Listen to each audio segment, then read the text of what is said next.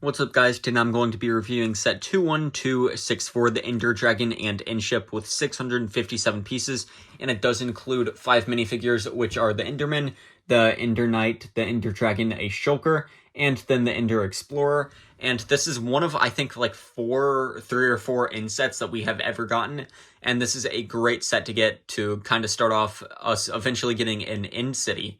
But you can see some nice box art with a battle between the Ender Dragon and then the characters on the front, and then you can see the little end portal on the side build off over here.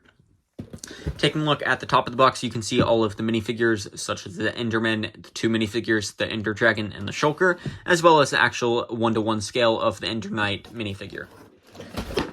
And then flipping onto the back, you can see some more views of the set, such as being able to kind of take the ship apart to be able to see the insides, then being able to take the potions off the potion stand, having the characters put on the dragon head, making the Ender Dragon flap its wings and fly, and then also have a little play mechanism where the dragon can like shoot dragon's breath at the characters.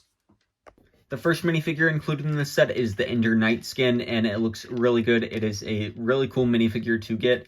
It has a like Eye of Ender on the face print, and then some nice torso printing. The minifigure does come with a diamond sword and some fireworks, and then some elytra on the back of the player.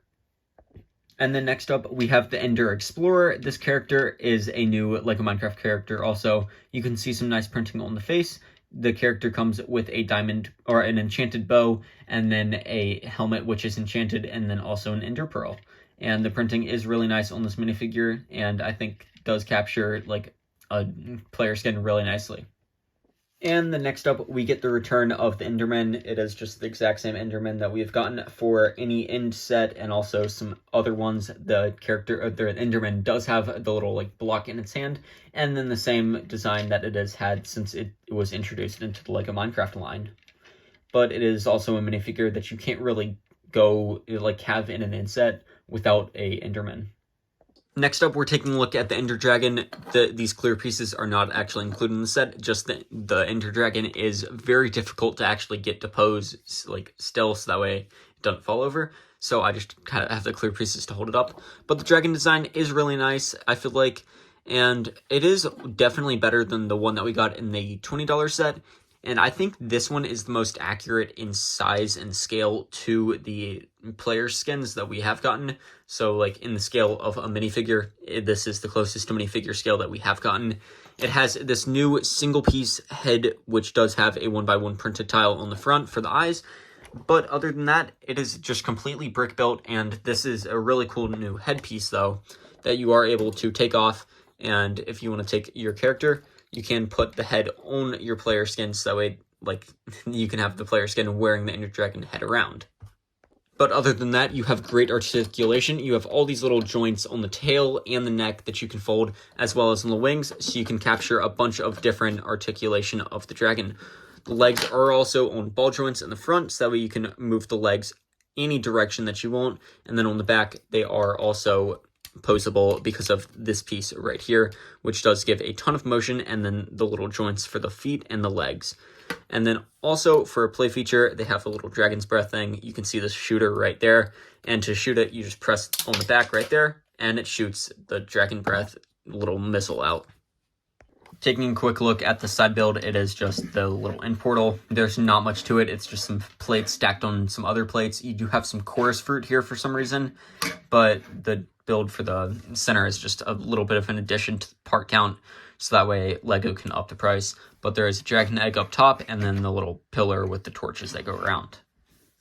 But now taking a look at the actual end ship, it is a really nice design for an end ship, and is definitely severely scaled down from what like the actual size of an end ship is in game.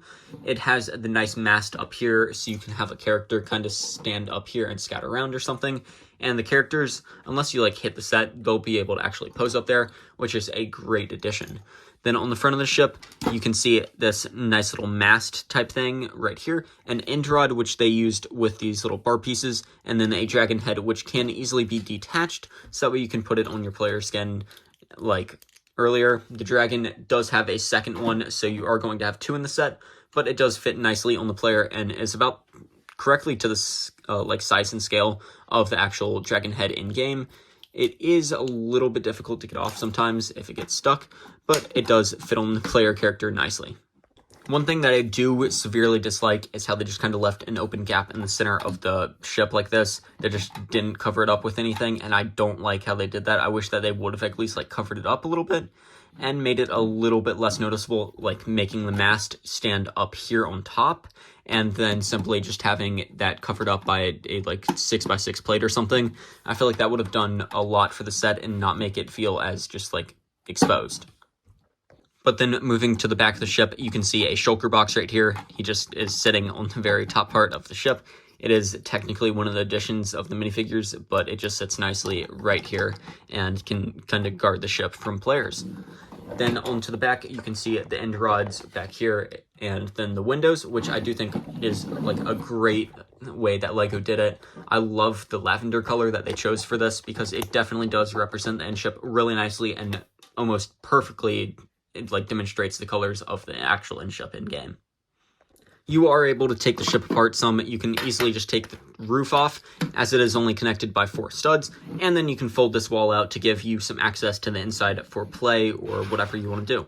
There is a brewing stand at the back with 2 potions, one of like strength or healing, and then a yellow one. I'm not sure what it is supposed to be of though.